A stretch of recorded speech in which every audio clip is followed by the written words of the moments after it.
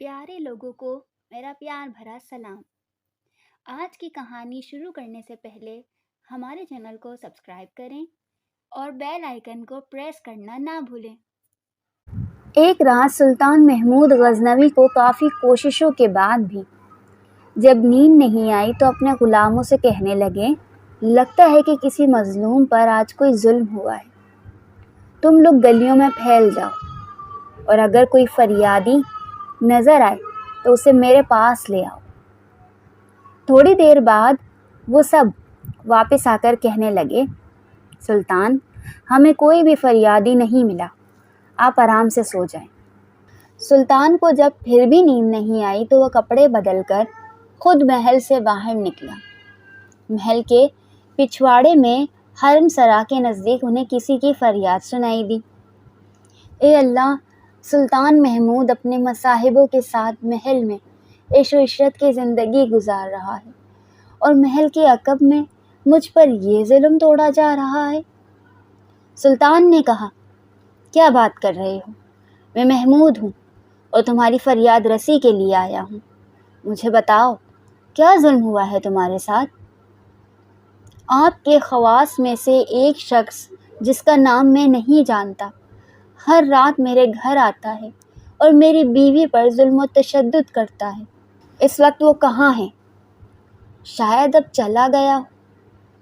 दोबारा जब वो आए तो फ़ौरन आकर मुझे इत्तला कर दो।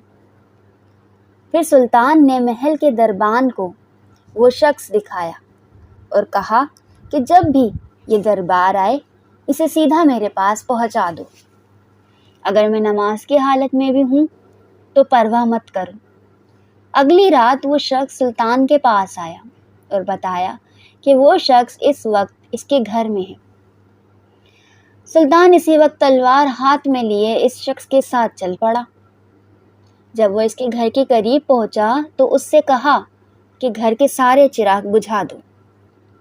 फिर अंधेरे में ही इसके घर में घुसकर इस शख्स का सर तन से जुदा कर दिया।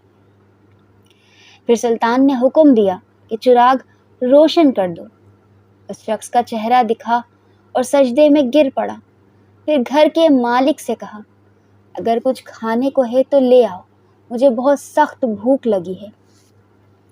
आप जैसा सुल्तान मुझ गरीब के घर का खाना खाएगा? जो कुछ भी है ले आओ। वो शख्स एक सूखी रोटी उठा लाया जिसे सुल्तान ने बड़ी रग़बत से खाया। वो शख्स सुल्तान से पूछने लगा कि चिरागों को बुझाना, सजदा करने और रोटी तलब करने के पीछे आखिर क्या माजरा है? सुल्तान ने फरमाया, मैंने जब तुम्हारी दास्तान सुनी तो सोचा कि मेरी सल्तनत में ऐसा जुल्म करने की हिम्मत सिर्फ मेरे किसी बेटे को हो सकती है।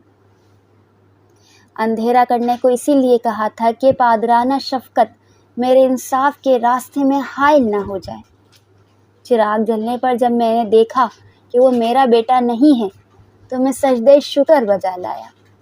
खाना इसलिए मांगा कि जब से मुझे तुम्हारी मुसीबत का इल्म हुआ मैंने अल्लाह के सामने कसम खाई थी कि जब तक तुम्हें इंसाफ नहीं मिल जाता मेरे ऊपर रोटी हराम है।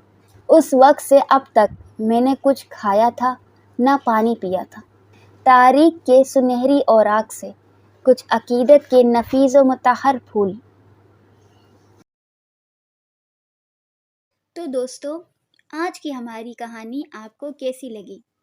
इस कहानी को लाइक करें और कमेंट सेक्शन में अपनी राय से आगाह करें।